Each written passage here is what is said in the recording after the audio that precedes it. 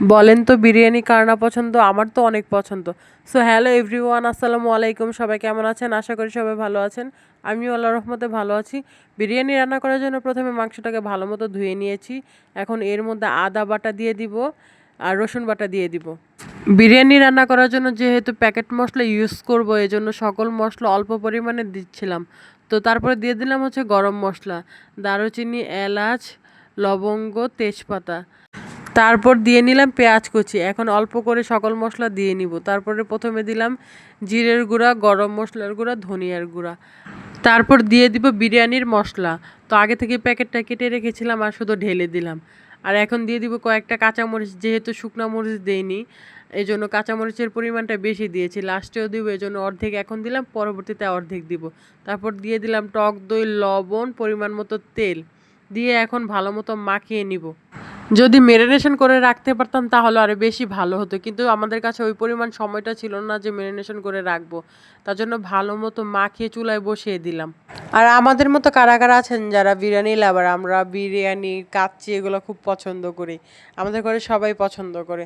তো এই তো দেখতে পারতেছেন যে চুলায় বসানোর পরে মাংস থেকে পানি ছেড়ে দিয়েছে। আর মাশাল্লাহ আজকে রান্নাটা এত পরিমাণ ভালো হয়েছিল, মাংসটা এত পরিমাণ ভালো ছিল কি বলবো, যে কষানোর মধ্যে সিদ্ধ হয়ে গেছে, এক্সট্রা করে আর পানি দিতে হয়নি।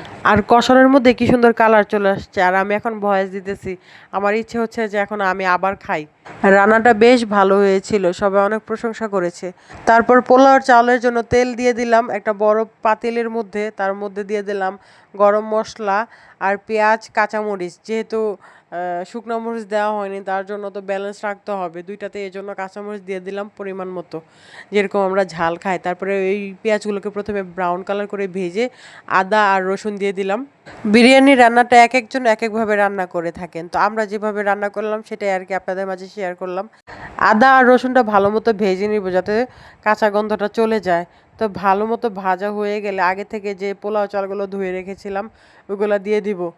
আজকে বিরিয়ানি রান্না করার জন্য আমি চিনি গুঁড়া চালটা ইউজ করেছিলাম। তো যে যার ইচ্ছা মতো চাল ইউজ করতে পারেন আপনারা।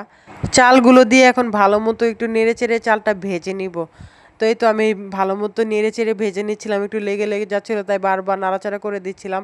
যখন ভাজা হয়ে যাবে তখন আগে থেকে অন্য একটি চুলাতে আমি গরম পানি বসিয়ে রেখেছিলাম। সেই পানিটা যখন বলক চলে আসলো আর এদিকে ভাজা হয়ে গেল, তখন এই গরম পানিটা আর কি দিয়ে দিলাম চালের মধ্যে। যখন মাখো মাখো হয়ে যাবে তখন আগে থেকে যে মাংসগুলা সিদ্ধ করে রেখেছিলাম সেই মাংসগুলোর সাথে ভালো মতো মিক্স করে নিব আর একটি তাওয়ার নিচে দমে বসিয়ে দিব।